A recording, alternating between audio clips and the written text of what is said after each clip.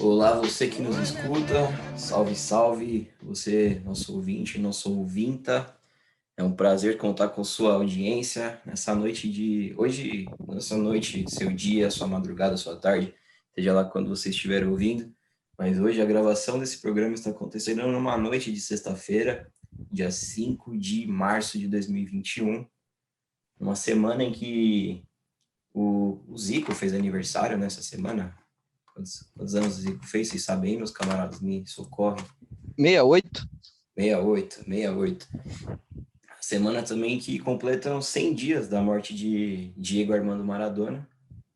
Ele que Diego vive eternamente aí em nossas mentes, em nossos corações, de todos aqueles que são apaixonados pelo futebol. 100 dias da morte e pelo que tem pipocado ultimamente lá na Argentina, na imprensa argentina, 100 dias do assassinato de Diego Maradona.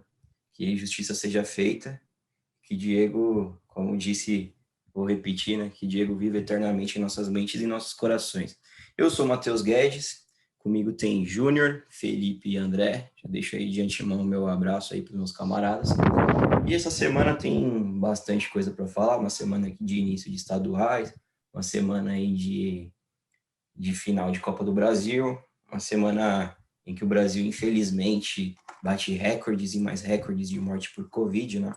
Mas, começando aí nosso podcast, vamos falar sobre a polêmica da semana, né?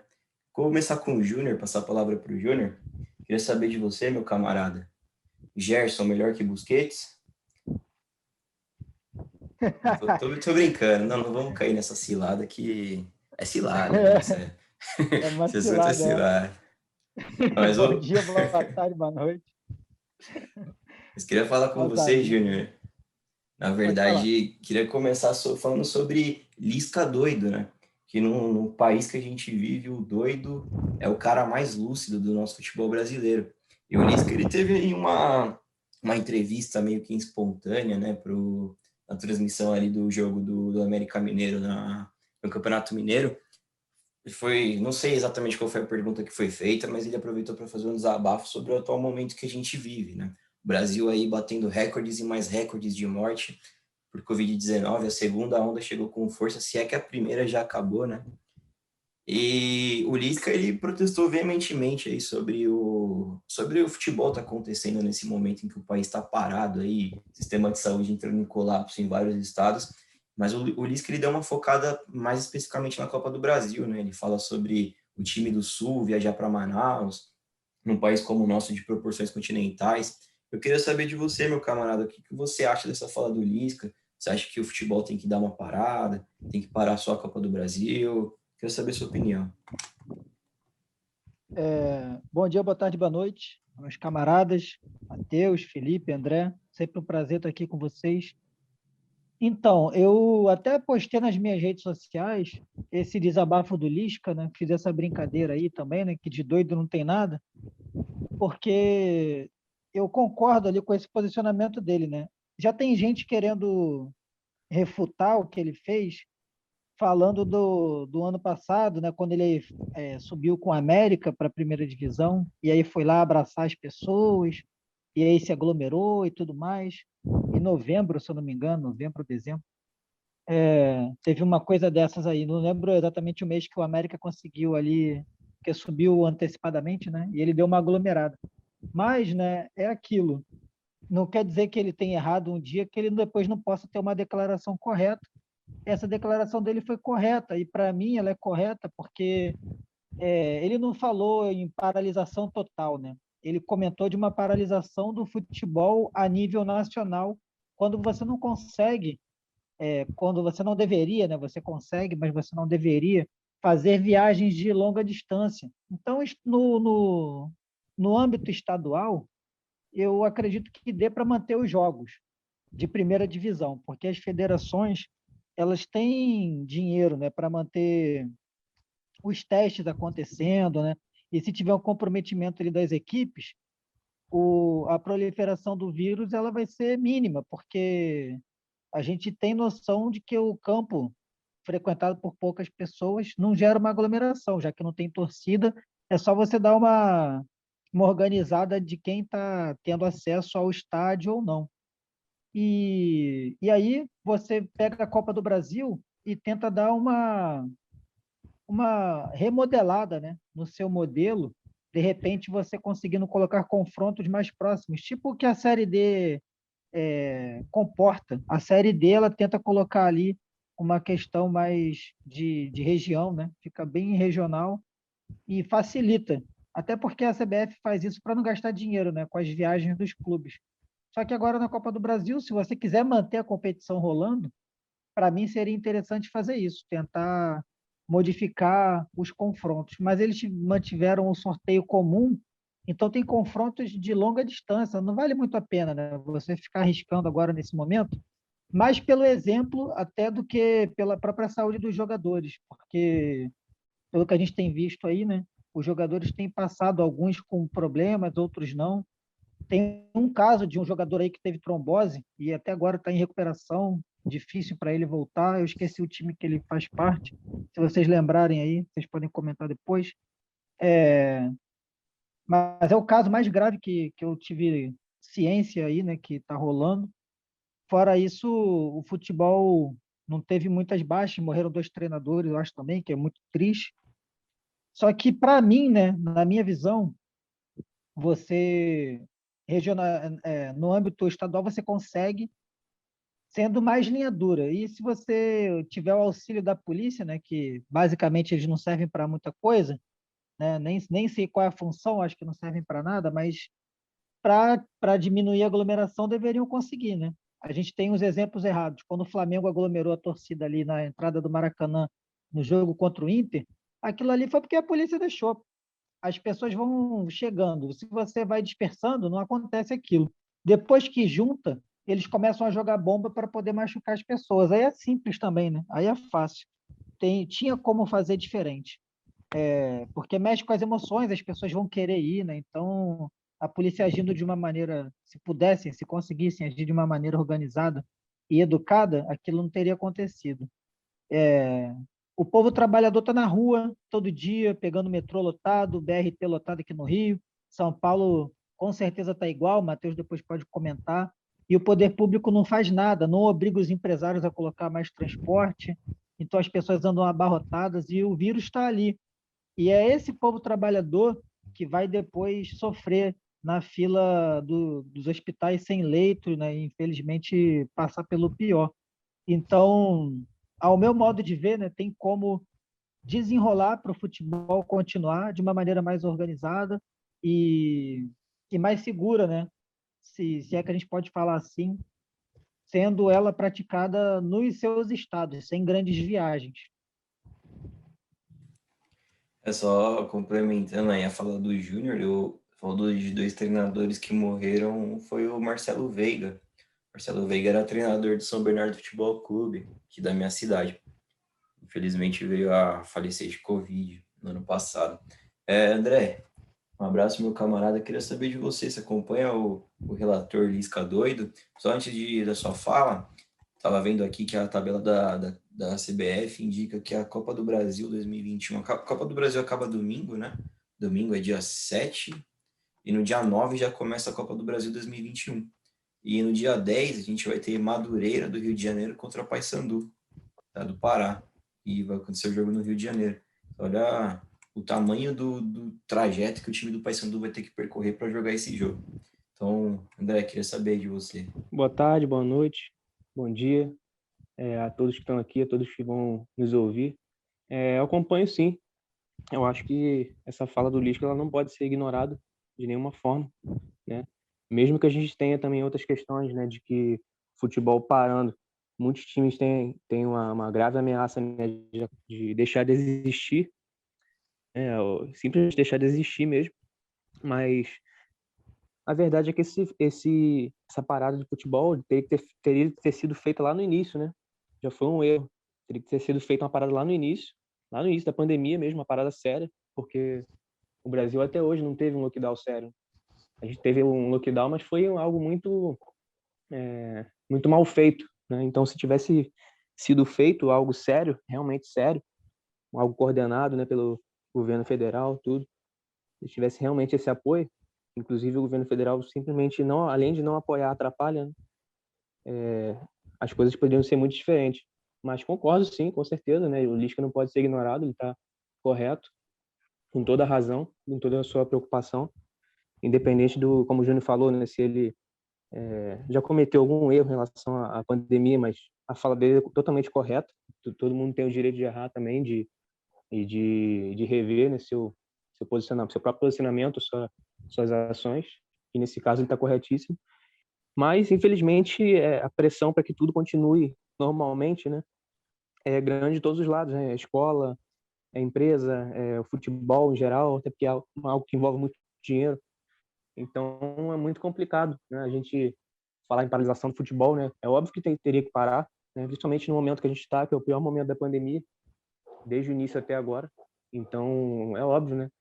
E é melhor, né? Se a gente for parar, é melhor parar agora, porque a gente está tecnicamente no início, né? Nas próximas temporadas, do que deixar para parar depois. Mas assim, são muitos questionamentos, né? Parar, mas parar até quando? Qual será como é que eu vou dizer? Como será o tamanho do prejuízo de uma parada muito longa, de uma parada curta? Enfim, parece que qualquer tipo de ação vai ter prejuízo, né? Então é algo muito difícil. Eu acho que o maior problema foi a gente, de um modo geral, né? Mas principalmente colocando aí o nossos governantes nesse meio, as confederações de futebol, o nosso maior problema foi deixar a gente chegar a esse ponto que a gente chegou. Eu acho que esse é o maior problema. E aí agora fica muito difícil a gente conseguir reverter, né, a situação. Os times já estão passando por sérios problemas econômicos, né? Muitos aí já estão quase que uma dívida impagável, né? Mas enfim, o principal prejuízo é a perda de vidas, né? Isso aí é inegável. Então, eu concordo totalmente com ele. Realmente a gente precisa de uma parada, talvez 2 semanas, não sei, nem que seja uma semana, mas precisa ser feito alguma coisa. Precisa ser feito alguma coisa, até porque as vacinas a gente sabe que estão a passos aí de tartaruga, né? Não vão chegar na população tão cedo, né? E muito menos em jogadores, por exemplo. Mas é muito complicado falar agora, mas a única coisa que eu posso afirmar é que o Lisca está totalmente certo na sua fala, independente de quem quer criticar ou não. Ele tá totalmente certo com essa preocupação, e que não é uma preocupação só dele, né? De toda a sociedade que é consciente, né? Isso é o que eu posso dizer. Concordo totalmente. Eu queria, o Felipe, um abraço, meu camarada. Seguinte, o Lisca ele comenta sobre a Copa do Brasil, mas assim, a gente tá rolando os estaduais, o Campeonato Brasileiro acabou numa quinta-feira, já tinha Campeonato Estadual rolando no sábado. Eu, particularmente, eu tô achando muito anticlímax esse Campeonato Paulista. Eu acompanho mais o campeonato daqui, né, do meu estado de São Paulo. Eu tô achando muito anticlímax esse Campeonato Paulista. Eu mesmo não assisti Corinthians e Palmeiras, para mim é o jogo mais importante do universo. Eu não assisti esse jogo, porque nesse dia o Brasil bateu recorde de mortes, o Corinthians teve um surto de Covid, e em nenhum momento as autoridades se preocuparam com a integridade dos jogadores dos dois times, né? Eles se preocuparam com o mosaico que foi feito. Agora, se preocupar com a saúde dos jogadores, em nenhum momento eles se preocuparam. O que você acha, meu camarada? Você acha que os campeonatos estaduais eles deviam ter uma pausa? Eles deviam ter uma fórmula mais curta? Qual que é a sua expectativa para esses jogos, né? Se você acha que tem que parar a Copa do Brasil, parar o campeonato estadual também, queria saber um pouquinho de você aí. Salve, salve, camaradas, André, Matheus, o Júnior. Sempre uma honra estar aqui com vocês. Embora seja uma semana triste, né, na história do país, em que a gente vive o ápice de um governo genocida que é capitaneado por um psicopata que usurpou o Palácio do Planalto, né? Um governo que negligencia vidas, que não está nem aí. Então, é realmente muito triste.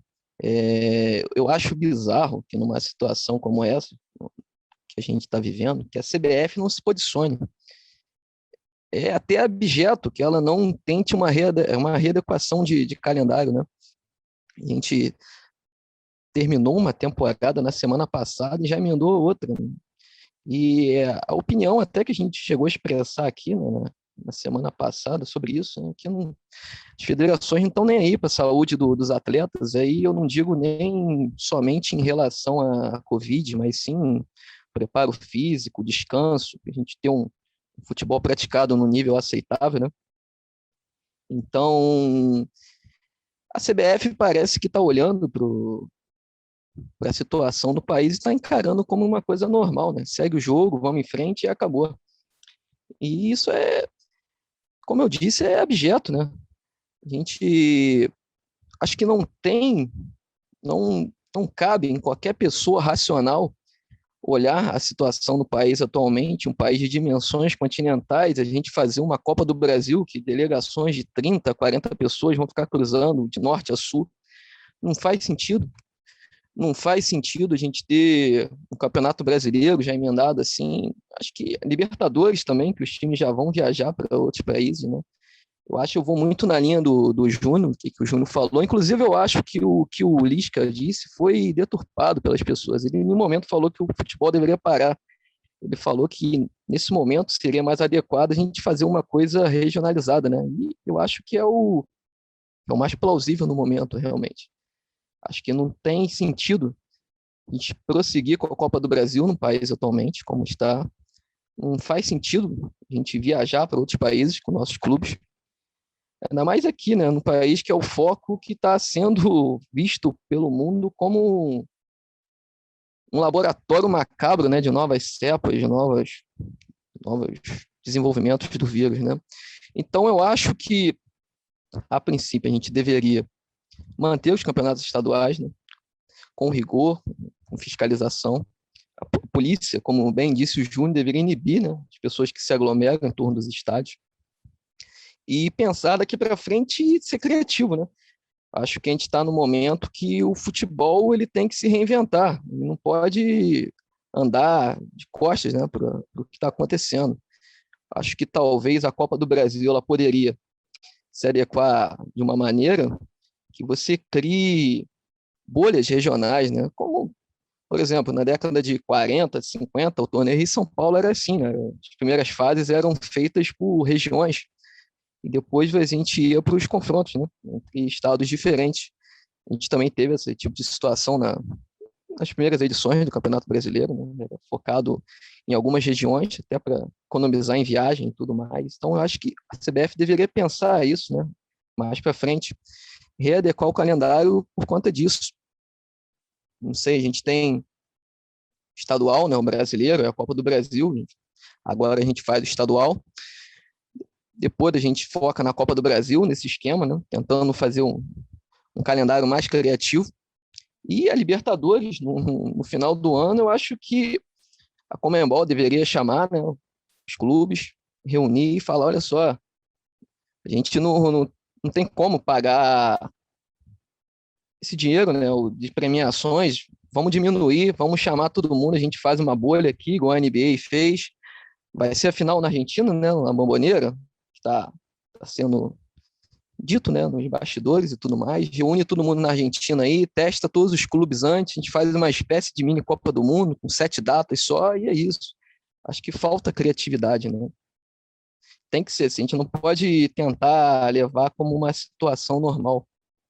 E só falando outra coisa também, é que é muito engraçado, né? Nessas situações do futebol, por ser um esporte que tem... Não necessariamente um esporte, né? Mas um evento que tem muita visibilidade, né? Gera muito engajamento. Eu acho que muitos políticos, de maneira oportuna, né, se apropriam disso. A gente vê, é até engraçado, porque muitas pessoas que dizem que o futebol deve parar, né, estavam lá no Maracanã, na final da Libertadores, com 7 mil pessoas aglomeradas num setor só, né? Então, agora elas estão preocupadas com vidas, estão preocupadas em não ter aglomeração. Que contradição é essa?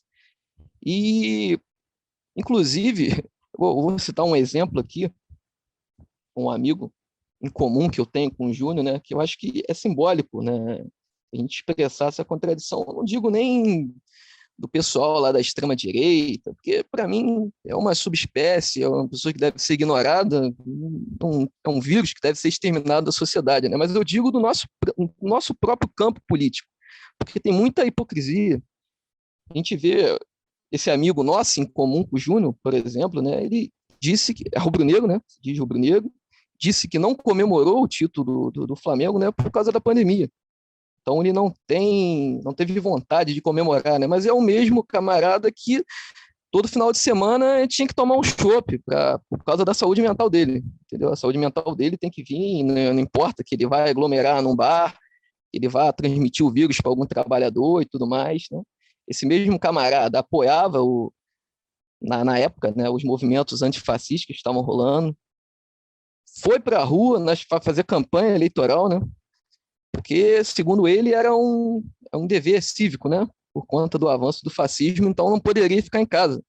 Mas ele é o mesmo que diz que o futebol não deveria voltar até hoje. Então, a gente vê que é um discurso que se adequa às suas próprias percepções, né? É pautado unicamente pela subjetividade do sujeito, pelo que ele acha, não é pelo que ele quer, né? Isso é até simbólico, porque a intelectualidade, que é dita progressista, né, costumeiramente costuma tratar o futebol como algo menor, algo sem importância, algo fútil, o que aponta até um certo elitismo, né, um preconceito de classe. E é algo até inconcebível para quem diz defender a classe operária, né? Então, eu acho que rola muito isso. Acho que o futebol sempre é colocado numa instância inferior. A gente tem tanto os trabalhadores, né, tendo que se submeter ao vírus diariamente para trabalhar e tudo mais, mas o futebol, que em tese é um âmbito, né, que a gente tem muito mais testes, tem muito mais possibilidades de controle, deve parar. Por quê? Porque ele acha, entendeu? Porque é a percepção dele e é isso que importa. E só para terminar, em relação a isso também, que muito se diz, né, que o futebol ele gera esse impulso para as pessoas se aglomerarem, né? A gente vê cenas lamentáveis dos torcedores do Flamengo em volta do Maracanã, né, no jogo contra o Internacional, no jogo contra o São Paulo, no Morumbi, enfim, que devem ser repudiadas, né? E a polícia deve tomar medidas para inibir isso, né? Com certeza vai ter aglomerações na final da Copa do Brasil, lá em Porto Alegre, né? Mas, só para jogar no ar para vocês, alguém acha que essas pessoas que aglomeraram nos estádios, elas vão deixar de se aglomerar se o futebol parar? Alguém acha que elas vão ficar em casa, vão passar a usar máscara e tudo mais? E outra coisa também, a gente vê nessa semana, né, o presidente do Santos se colocando a favor, né, da paralisação do futebol, e esse é muito curioso, né, porque o time dele tem um jogo na terça, né, pela Libertadores, tem um técnico novo, que não conhece o clube, está chegando agora, e tem jogadores importantes que não vão poder jogar a partida decisiva na terça, né?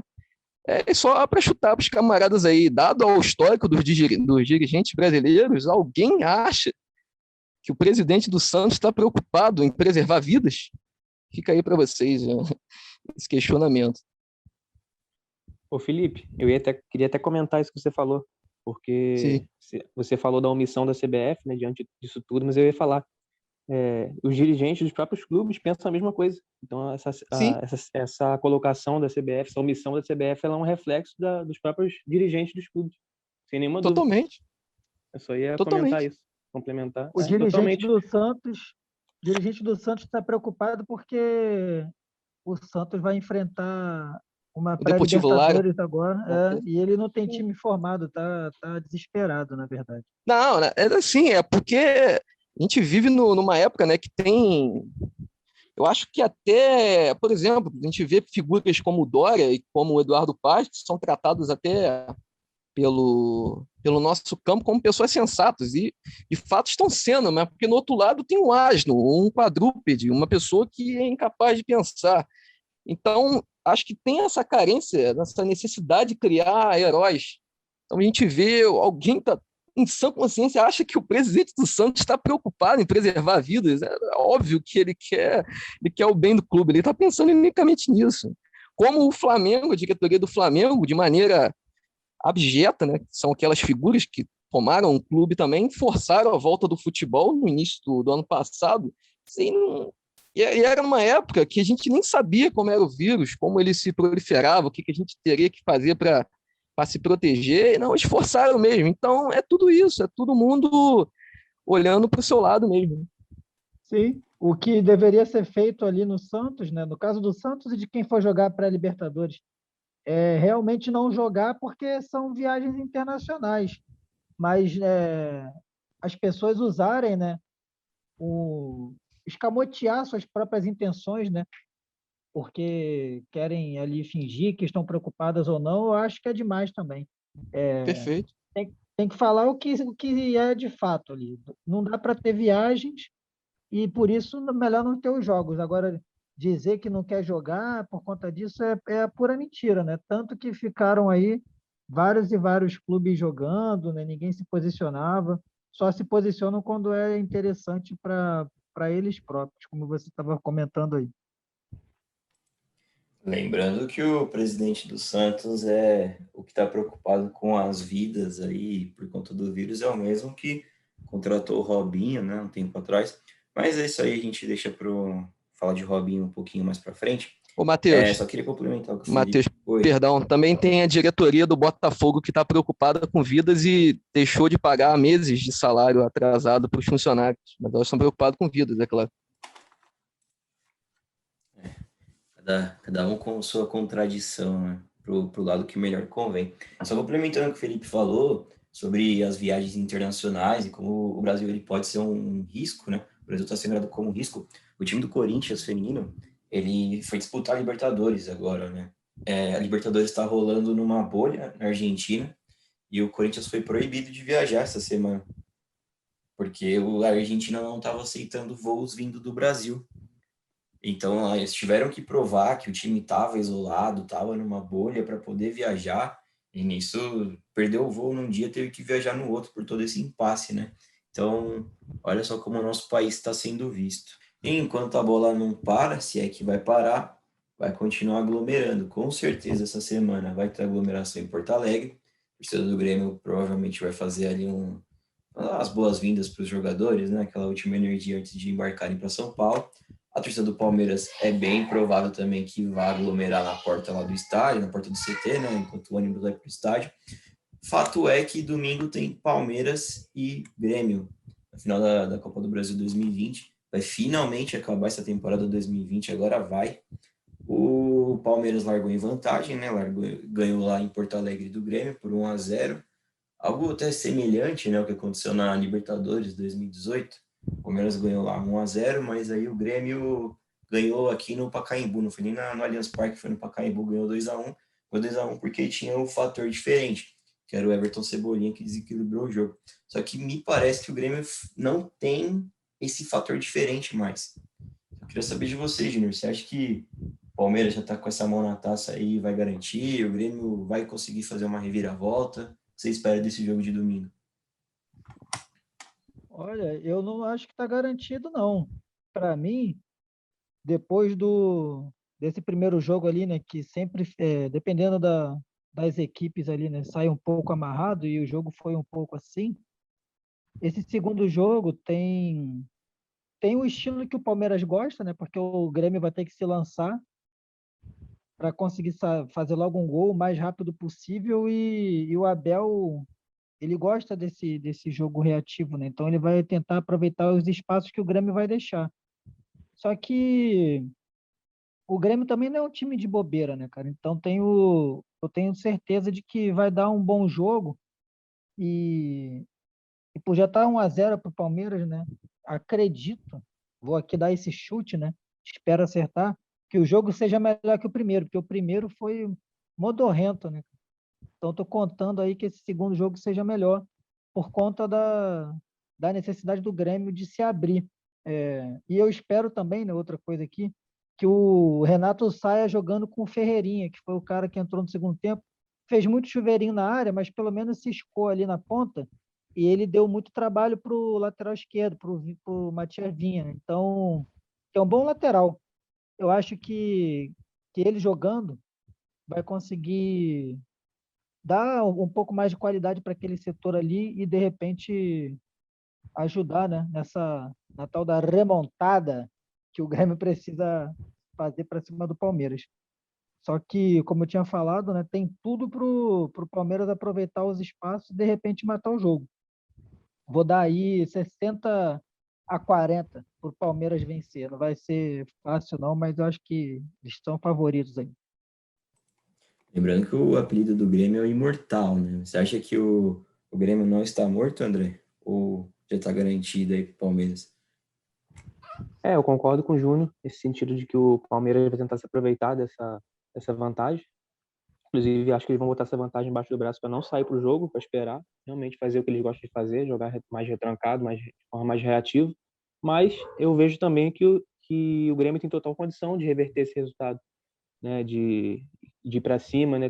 Tem um bom toque de bola, sabe jogar com a bola no chão, apesar de já não apresentar um bom tempo nada de novo, né? Mas tem um bom futebol, inclusive contra o Flamengo, mesmo perdendo, apresenta tempo. Nos últimos jogos apresentou um futebol interessante, né? Mesmo com as derrotas. É um time chato, né, de você jogar contra. Não é um time que você fica confortável de jogar contra.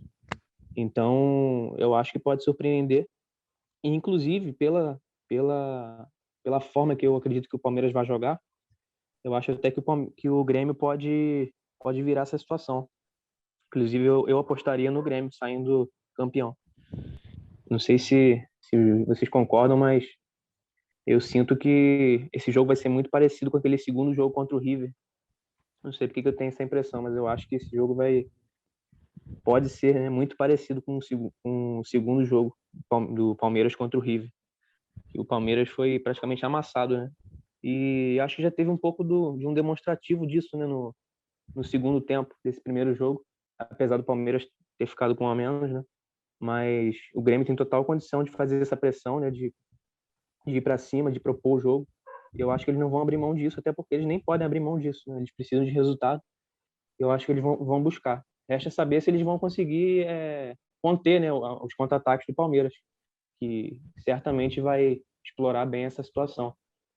Então, tem tudo para ser um bom jogo, né? Para ser um jogo melhor do que foi o primeiro, isso com certeza.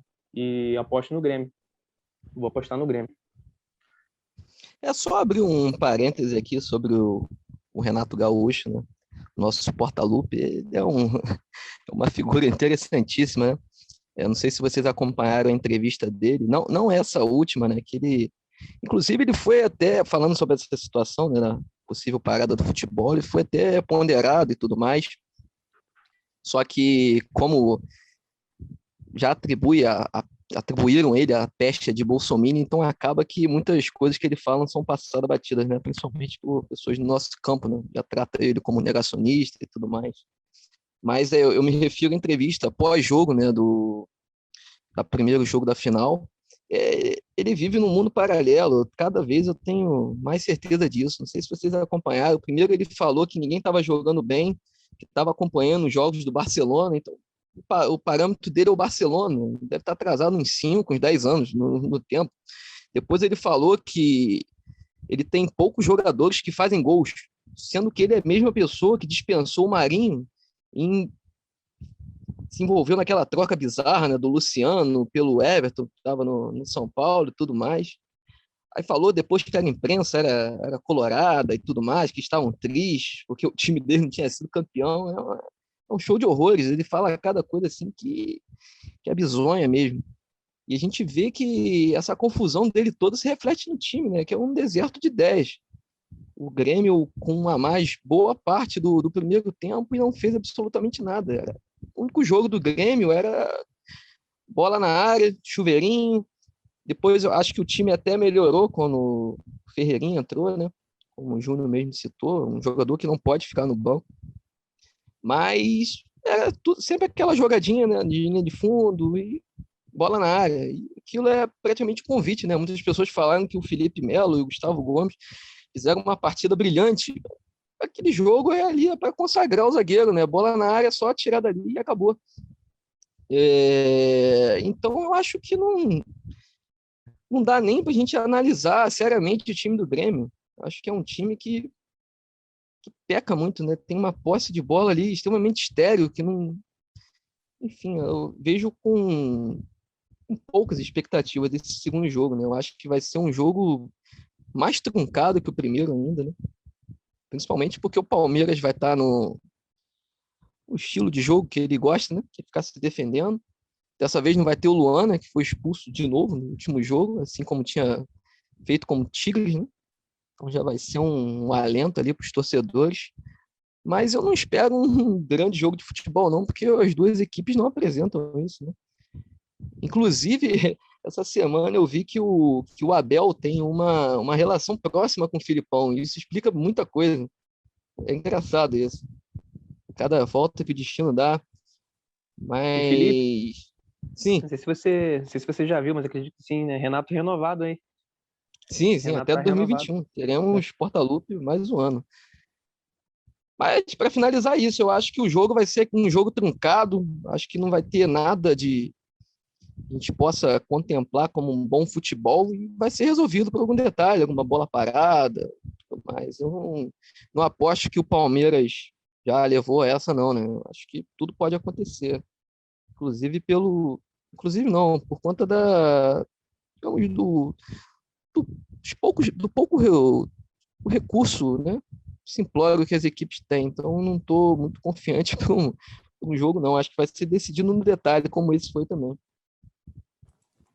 Eu tô vendo aqui que vocês têm mais fé no Grêmio que muitos gremistas. Eu acho assim que o Palmeiras está num jogo mais confortável, né? O Palmeiras está com mais time que o Grêmio. E eu acho que o Palmeiras ganha até com certa tranquilidade, infelizmente. O Palmeiras campeão de novo. Eu tenho falar para vocês, o meu vizinho aqui, muro a muro comigo, o Perê, ele é palmeirense, né? E a TV dele é adiantada, então é um saco quando sai o gol do Palmeiras, porque ele grita antes de eu ver o gol. Na final da Libertadores, o Palmeiras estava batendo lateral e ele gritou gol. Puta, desacreditei que saiu aquele gol do Palmeiras. 59 do segundo tempo. Mas falando de Palmeiras, é curioso que o Palmeiras ele tá chegando aí possivelmente no terceiro título, né, da temporada, e pode ser uma das temporadas mais frutíferas aí, né, ao longo dos 107 anos da Sociedade Esportiva Palmeiras. E queria saber de vocês, porque assim, o Palmeiras tá aí para ganhar o terceiro título, né, ganhou a Copa do Brasil, ganhou o Campeonato Paulista contra o Corinthians, ganhou a Libertadores, que era a obsessão da torcida, né, ganhou contra o Santos, agora pode estar ganhando aí contra a Copa do Brasil contra o Grêmio, que é o segundo maior vencedor da competição. Só que qual que é o tamanho dessa equipe do Palmeiras de 2020/21 para a história da Sociedade Esportiva Palmeiras? Porque a Sociedade Esportiva Palmeiras teve as duas academias, né? Aquela academia dos anos 60 que ganhou 4 títulos nacionais, na época ali entre Robertão e Taça Brasil, que agora é equiparada brasileira. Teve ali entre 72 e 74 a segunda academia, bicampeão brasileiro, aí já o Campeonato Brasileiro de fato, né? Ganhou até aquele Campeonato Paulista 74 contra o Corinthians, o jogo que mandou o Riverino para o Fluminense, jogo muito triste aí na história do Corinthians. Tem também o time da Parmalat, né? O time de 93, 94 foi bicampeão brasileiro, o time de 96 dos 100 gols, o time de 99 campeão da Libertadores, ganhou a Copa do Brasil em 98. Ô, Júnior, qual que é o tamanho desse Palmeiras de 2020 na história da Sociedade Esportiva Palmeiras, né? É um timaço mesmo? Ou é um sinal dos nossos tempos, que um time com sérias dificuldades, assim, consegue ganhar bastante coisa? Então, assim, eu não sou admirador desse futebol que o Palmeiras tem jogado, né? E é um futebol que é preparado, parece que é forjado para jogar Copas, né? E está conseguindo êxito nesses formatos de campeonato. Quando precisa propor jogo num campeonato de ponto corrido, eles tropeçam, não tem jeito assim. No final, eles reclamaram que tiveram que jogar várias semanas, mas o Flamengo fez isso, o Inter fez isso, né? Vários times, o São Paulo jogou.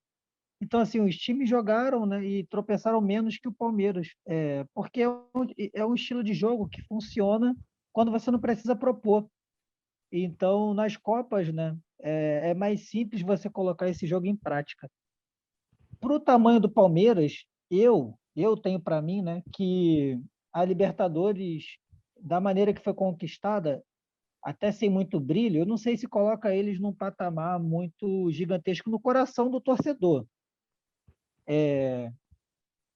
Tem muito a cara do Felipe Melo, né, que é um cara falastrão, bem pragmático, né? No seu estilo de ser, de jogar, de viver. Então, eu acho que vai ficar mais ou menos com a cara que o Felipe Melo tem, e é mais ou menos esse o tamanho na história que vai ter para mim, né? Um título os títulos, né? Sem muito brilho, já que são dois, que é o Paulistão e a Libertadores, talvez consigam três, e, e mais ou menos como a gente comentou aqui, né? Para o futebol, cara, é muito complicado ver um time assim vencer. Se o Inter tivesse vencido o Brasileiro, e o Palmeiras agora conseguindo a Copa do Brasil, já que venceu a Libertadores, é muito complicado para o futebol, né? É meio que o anti-futebol conseguindo algumas vitórias. O que eu quero dizer com tudo isso para finalizar? Os treinadores que gostam de propor o jogo, de pensar um jogo um pouco mais interessante de ser assistido, que tem que agora se desdobrar para não deixar acontecer de times pragmáticos como esse do Palmeiras consigam vencer e terem bons resultados, né? Agora, para a história do Palmeiras, eu acho que não chega perto nem dos times da Parmalat, cara, que eu tenho muitas memórias desse time nessa época e era maravilhoso ver o time jogar, cara. O jeito que eles propõem o jogo, eles propunham, né, os jogos e a quantidade de gols e jogadas, todo mundo jogando na seleção brasileira, aquilo era maravilhoso, era um carrossel. O André, você tem aí um ranking? Você colocaria esse Palmeiras entre os três da história aí, ou é um time que vai ser lembrado só pelas taças, mas sem nenhum legado? Cara, eu acho que essas taças são meio que, tipo, a gente pode dizer assim, meio que vazias, né? Porque é o que o Júnior acabou de falar, né? É um time que ele ganha, mas ele não convence. E a gente pode até pegar até coisa recente, né? O Flamengo de 2019.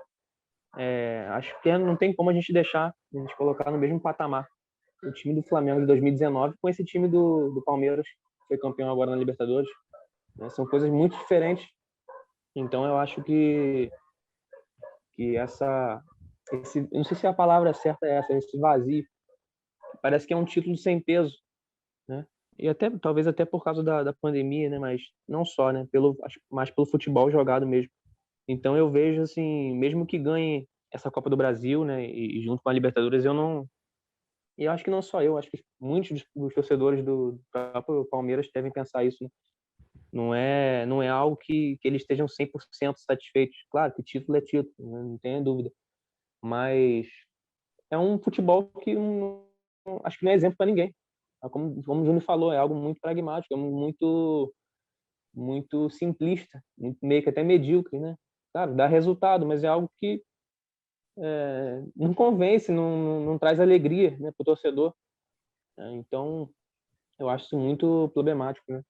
E sem dúvida, a gente já teve outras eras do Palmeiras muito mais vitoriosas, né, e muito mais simbólicas, né, muito mais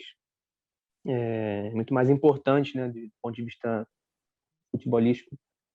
Então eu acho muito pobre, né, esse atual elenco do Palmeiras nesse sentido, né, de futebol apresentado, enfim, tem seus méritos, claro, né, ganhou, mas eu não colocaria como nenhum dos três maiores times na minha visão.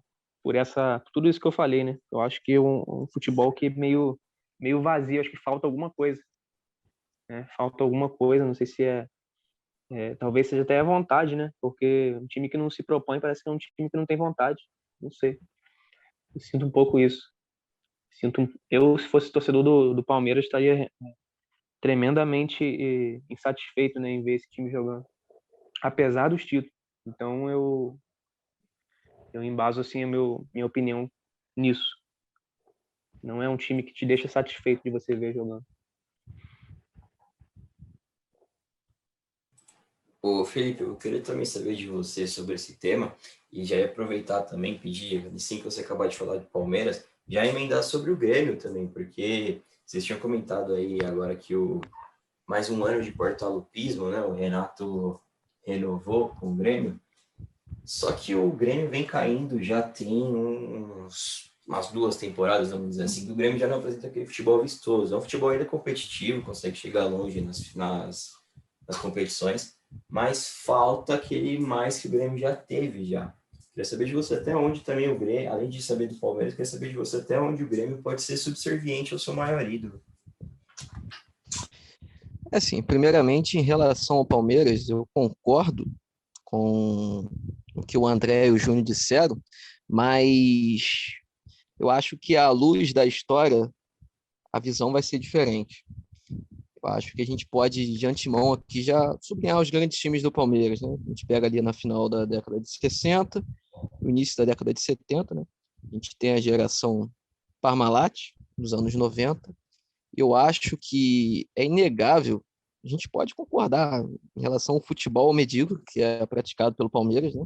Um futebol que é feio esteticamente, plasticamente, mas é inegável que a era Crefisa é uma era vitoriosa. De 2015 para cá, o time ganhou uma Copa do Brasil, está em vias de conquistar a segunda, ganhou um Campeonato Brasileiro em 2016, até com o Cucabol, né? Expressão famigerada da época. Em 2018, a lá Filipão, e a Libertadores, né? Que foi o ápice dessa administração da tia Leila, né? Então, eu acho que à luz da história, esse período vai ser posto ao lado desses grandes momentos da história do Palmeiras. Agora, sobre o Grêmio, é difícil a gente fazer, primeiramente, um recorte sobre colocar onde o Grêmio está, né? Esse momento do Grêmio, onde fica na história, porque eu acho que o Grêmio atual não é o Grêmio de 2016, 2017, é outra coisa. Totalmente. Naquela época, o Grêmio apresentava um futebol bonito, muitas vezes foi colocado até não só pelo Renato, mas como um dos melhores futebol, um dos melhores times, né, do país. Então, por exemplo, do Grêmio ali a gente tem momentos, né, em 83, o ápice ali, a Libertadores e o Mundial, que era uma geração, né, que já também tinha ganho o Campeonato Brasileiro de 81, a gente tem na metade da década de 90 mais uma Libertadores e mais um título brasileiro, e depois, em 2016, 2017, a Copa do Brasil e a Libertadores. Né? Então, eu acho que o Grêmio hoje é outra coisa.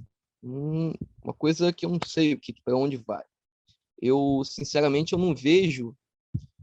Você falou sobre subserviência, né, dos gremistas ao Renato. Eu acho que é um barco furado. Eu acho que não tem mais para onde evoluir.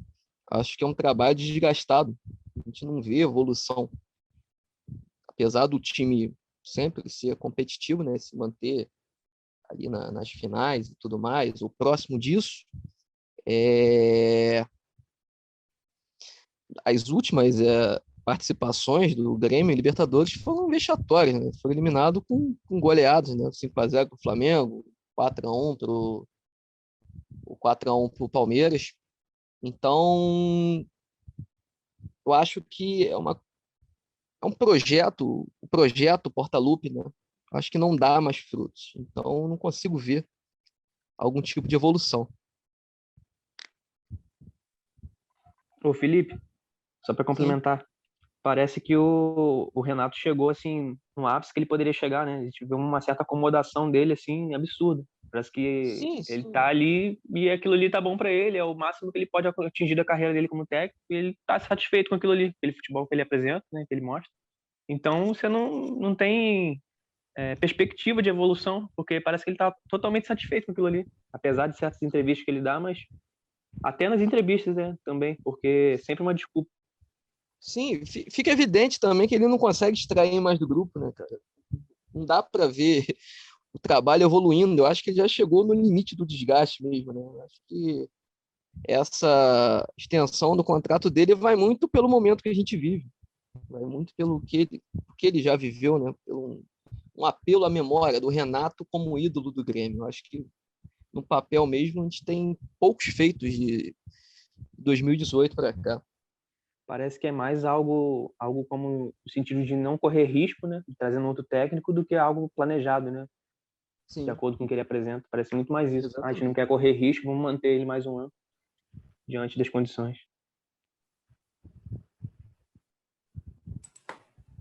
Júnior, você tem algo a falar sobre o Renato, sobre essa extensão de contrato? Você acha Então, que... Pode emendar, isso aí. não, eu penso mais ou menos como os garotos, né? Que ele já esgotou muito o que ele tinha que fazer, mas Eu também tenho uma curiosidade, que eu até fiz a brincadeira, botei que ele é o Ferguson brasileiro, né? Porque faz muito tempo que a gente não tem um técnico que vai ir para sua quinta temporada. Quinta temporada, né? É isso?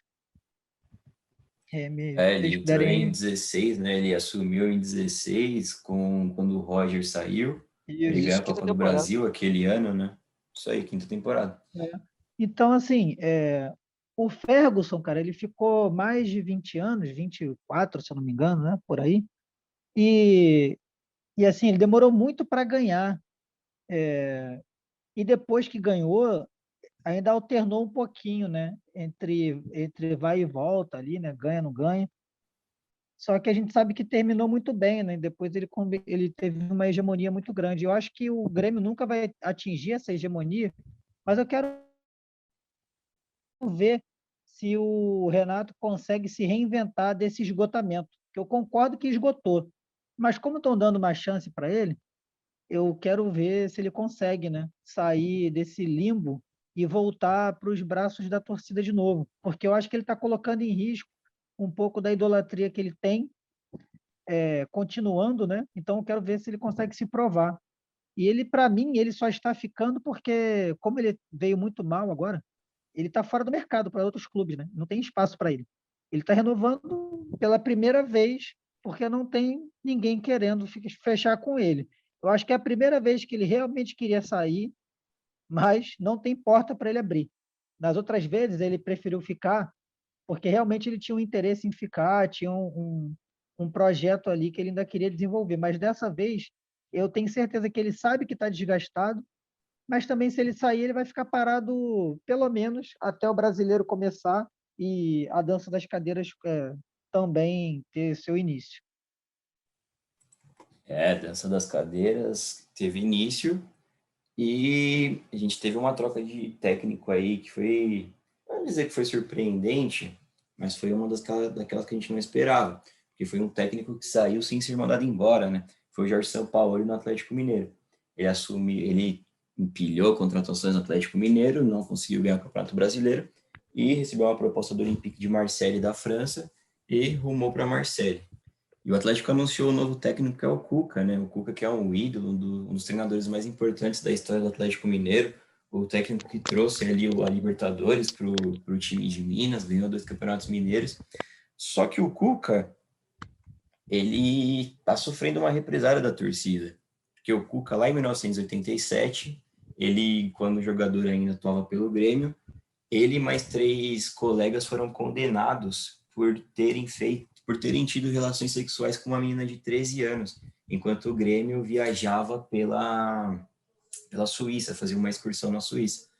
E nem a memória afetiva do torcedor do Atlético foi suficiente para passar por cima desse fato que já ocorreu há bastante tempo na vida do Cuca.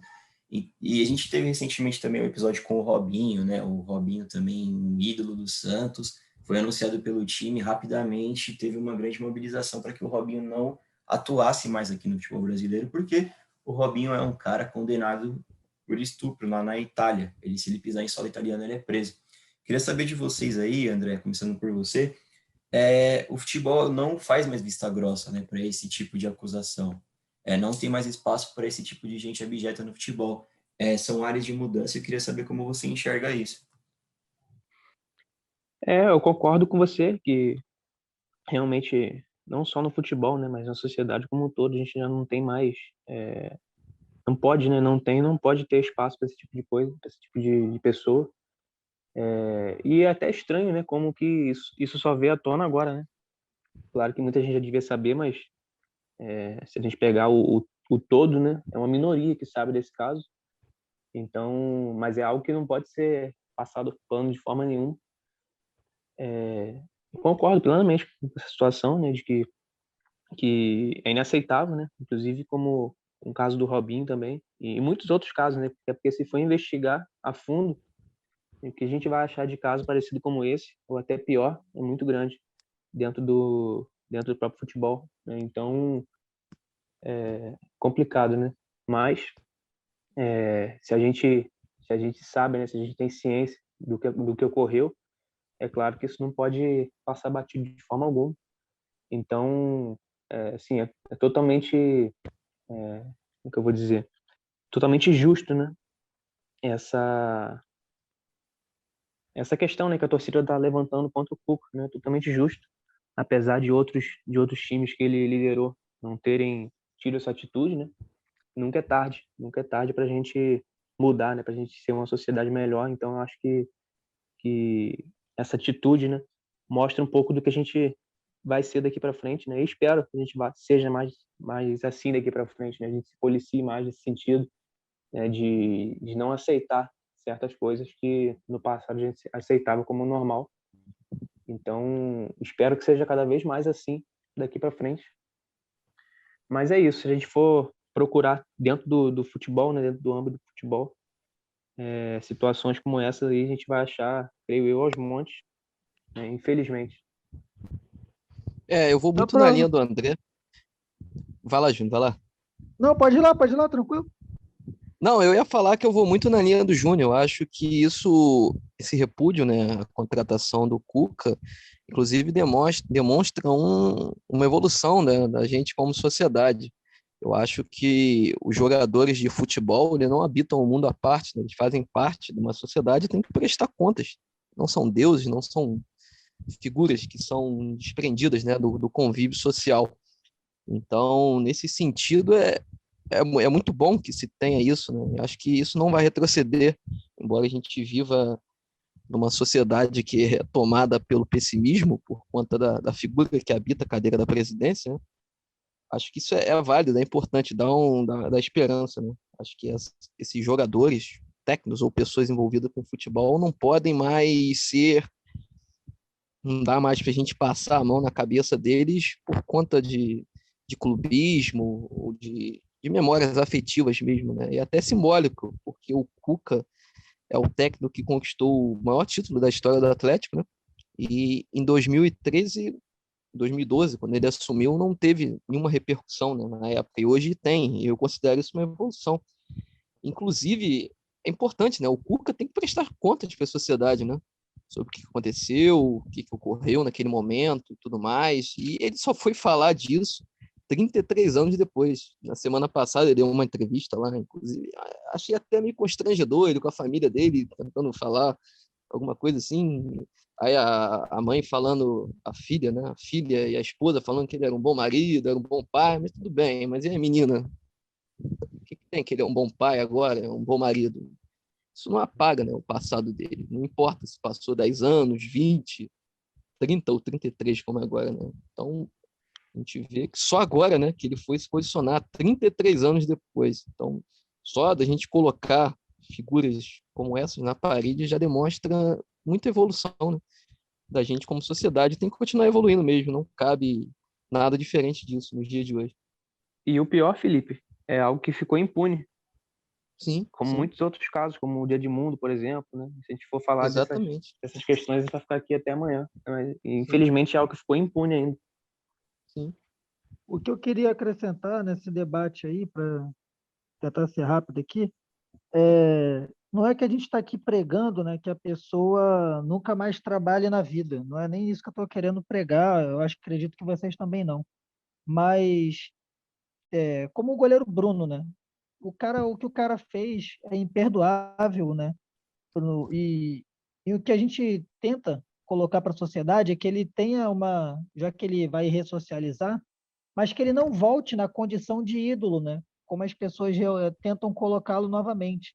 Eu acho que não cabe mais para a sociedade colocar esse tipo de figura num papel em que ele vai servir de inspiração para jovens, né? Para crianças, para os nossos garotos e garotas aí que crescem gostando do futebol. A mesma coisa o Cuca, que ele vai fazer qualquer coisa da vida, cara, mas por mim ele nem treinava mais time de futebol, porque esse tipo de atitude, por mais que já tenha passado tantos anos, né? Como a gente vai perdoar um tipo de situação como essa, né, cara? Como você perdoa um estupro de menor, né? É muito complicado, assim. Gostaria que ele não treinasse nenhum time e que ele fosse fazer qualquer outra coisa da vida, siga sua vida dignamente, nem precisa mais de dinheiro, já conseguiu dinheiro para várias gerações da sua família.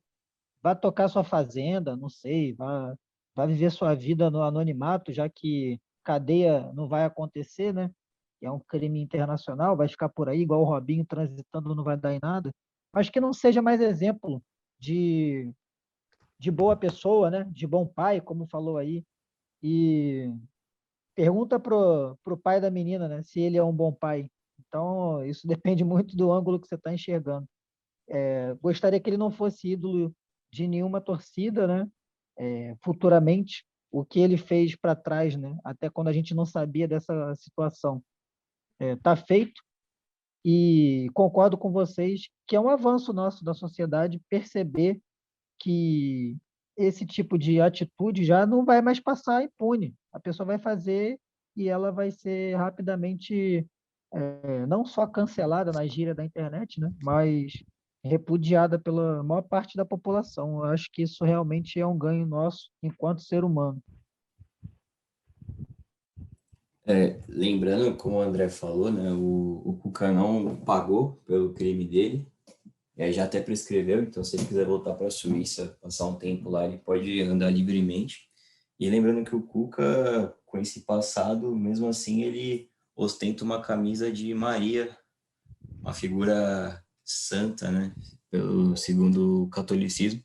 Ele vive esbanjando aí uma figura de Maria e expõe essa sociedade que a gente vive hoje, uma sociedade muito hipócrita, né, que levanta questões em nome de Deus, mas adora a morte.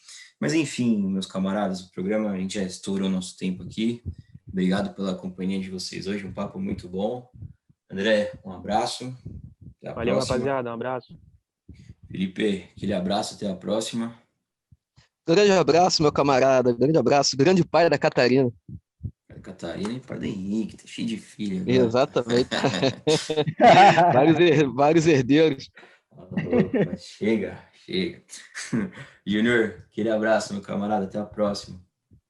Abraço! É você que ficou aí nessa 1 hora com a gente, agradeço demais pela sua companhia, agradeço a sua audiência e semana que vem estamos de volta. Valeu!